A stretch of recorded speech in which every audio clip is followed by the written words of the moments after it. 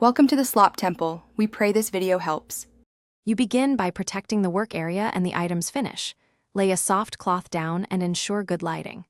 Apply steady heat for about 20 to 30 seconds with a hairdryer, keeping it 2-3 inches away so adhesive softens without damage. Once warmed, slide a plastic card or your fingernail under a corner and lift gently. You want to catch the edge and pull slowly. You do this because heat weakens adhesive bonds, making the sticker release in larger pieces rather than tearing into residue. After peeling the main sticker, you'll often see leftover adhesive.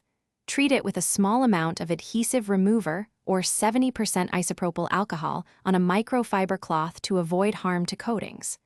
Work in circular motions, applying light pressure so the solvent dissolves the glue while the cloth lifts it away.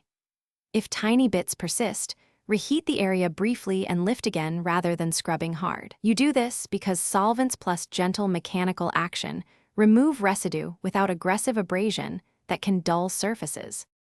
To finish, wash the area with mild soap and water, rinse, and dry thoroughly to remove any solvent traces. This prevents future degradation.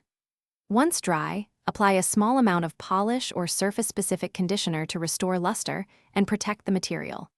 If you encounter persistent haze or finish dulling, pause immediately and test your chosen solvent on an inconspicuous spot.